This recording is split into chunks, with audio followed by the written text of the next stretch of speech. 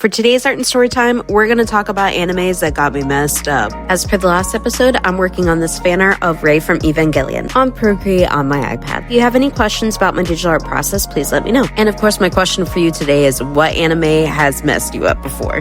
We're going to start with one I mentioned already, Evangelion. And of course, a mild spoiler warning. The reboot of Evangelion was coming out when I was around high school age initially. I'd seen a few brief things about it before, and of course, my sister recommended it to me as it was initially a classic in the late 90s. Y'all, the scene where Shinji's unit goes into berserk mode and starts just ripping Asuka's unit apart, and then you realize, oh, all these units are actually like alive beings, blew my mind. And then of course, I'm sitting with my friend a few days later in school in the cafeteria or something, and we're having our weeaboo bonding time, and I'm trying to describe this scene to her. I'm like, there's gore and intestines and like these mechas fighting, and there's a choir of kids in the background singing, and then there's a rainbow, and my friend is just sitting there laughing at me because I'm clearly like bewildered by this. Another one that just has crazy elements to it to the point that I don't even know if I finished sitting through and watching this movie all the way was the classic Akira. Like, some things in that movie make me feel like it was a weird fever dream. Another series that kind of felt that way, but I felt a little bit more emotionally attached to it, was the anime Number 6. Weird things happen, but it has an interesting story. Now, of course, animes that messed me up emotionally. I had already read the manga, the full series of A Silent Voice. As somebody that had been bullied all throughout my schooling, I related very hard to it. Already cried reading it several times throughout the series. So I already knew that I was gonna emotionally go through it watching the movie when the movie came out. Picked a day when I was ready and then just ugly cried throughout the movie. But it was a good cry. It was cathartic. I felt so much lighter afterwards. One that hit me kind of unexpectedly was one called Millennium Actress. I remember picking this up kind of blindly back when Blockbuster was a thing, because it was one of the only anime movies that they had. I was very delightedly surprised by the emotional response I had to it. It chronicles a woman going throughout her life finding herself, and it does so in a very narratively interesting way. This next one I have to mention, I am obligated to mention. If you watch anime in any capacity, I feel like it has to be on every recommended watching list everywhere for anime. Studio Ghibli's Grave of the Fireflies. I think it's probably the most raw film the studio ever made. It chronicles two kids, siblings, during and after World War II, and it highlights some of the struggles of the Japanese people that you would not know unless you were there. Obviously, this movie has impacted me even years and years after I've watched it. I cried the hardest I ever cried at a movie at the end scene of Grave of the Fireflies. So again, share with me what animes have messed you up.